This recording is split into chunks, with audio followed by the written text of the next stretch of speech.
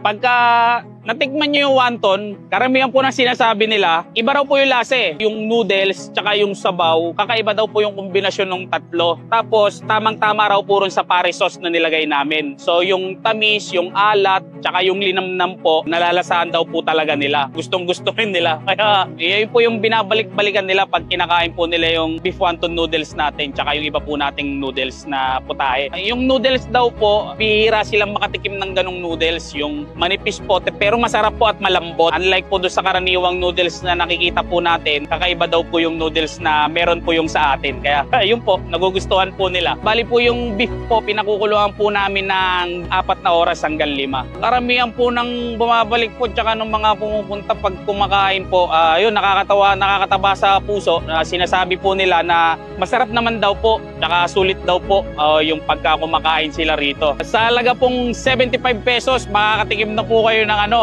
wonton noodles na kakaiba.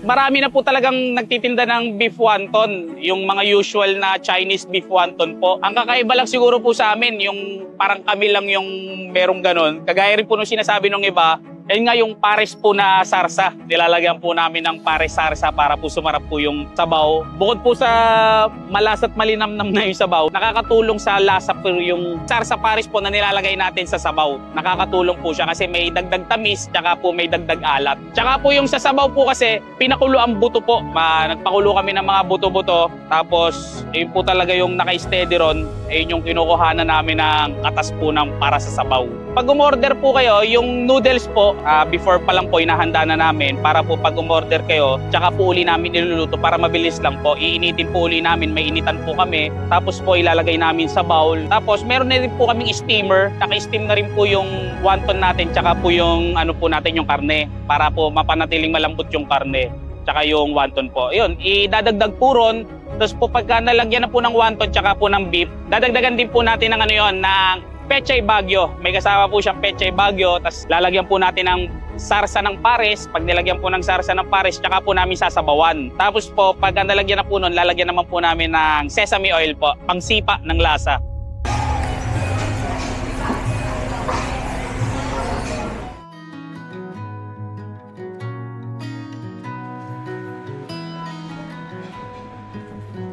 Ako nga pala si Pompom Takagi. Ako po yung may-ari ng wontonan ni Pompom. Nag-start po to way back 2022. Nanood po kami ng mga YouTube tsaka sa mga Facebook Reels ng mga pwedeng itinda. Tapos naisip po namin. Tapos tinry namin mag-post po sa Facebook. Tulong naman po ng Diyos.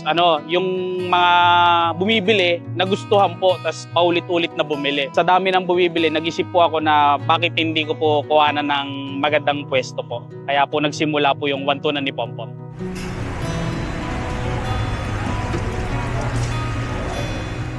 Bali, meron po kami ritong beef wonton noodles. Kombinasyon po yun ng wonton tsaka ng beef. Tapos pag meron din po kaming beef brisket, beef lang naman po siya. Wala po siyang wonton. Tapos pagka wonton lang naman gusto nyo, wonton noodles po. Tapos meron din po kaming shrimp noodles para pang-iba naman po dun sa dalawang kombinasyon ng beef tsaka wonton. Naglagay din po kami ng shrimp noodles para medyo may kakaiba lang po. Bali po yung beef wonton po natin, 155 pesos po. Tapos po yung beef brisket po natin, 109 pesos. Tapos yung wonton noodles po natin, 75 pesos lang po siya. Tapos yung shrimp noodles naman po, 125 pesos po. Sa noodles po, nakakaano po kami 10 to 15 kilos per day. Tapos po sa beef naman po, nakakaubos naman po kami ng 30 kilos po. Almost 30 kilos po. Sa wonton naman po, same po. Kung ano po yung kilo ng noodles, ganun din po yung nauubos naming wonton. 10 to 15 kilos din po ng wonton yung nauubos namin.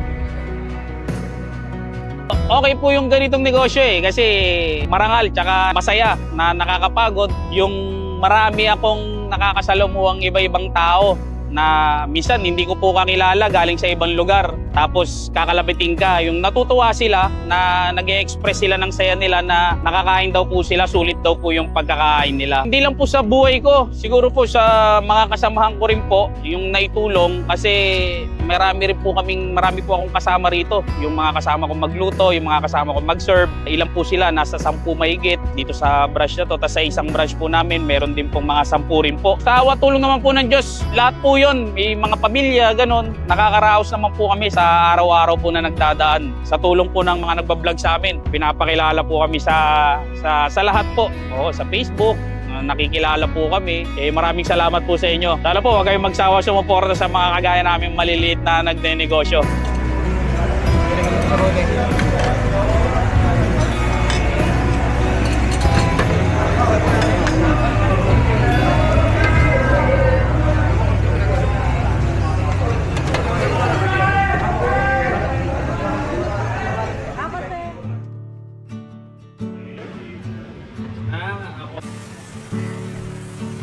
Marami pong salamat sa lahat ng tumatangkilik po sa amin dito sa Wantunan ni Pompom. Sa mga hindi pa po nakakapunta, try nyo na po, tikman nyo na po yung aming hinahanda. Matatagpuan nyo po kami sa number 9 General Tino, Morning Breeze, Caloocan City. Pwede nyo rin po kaming i-Waze, tsaka i-pin sa Google Map. Lagay nyo lang po, Wantunan ni Pompom, MCU Morning Breeze. Yon, makikita nyo na po yon, pin nyo na po. Nagbubukas po kami ng alas 11 ng umaga, tapos po nagsasara po kami hanggang alas 3 po ng madaling araw. Hindi po kami nagsasara. Monday to Sunday, open po kami. Maraming nagagalit pag nagsasara kami. Ayun, shoutout nga po pala sa lahat ng sa lahat ng tiga-Bagong Baryo. Maraming salamat po sa suporta nyo. Opo, sa inyo po nagmula lahat. Maraming salamat po sa inyong lahat.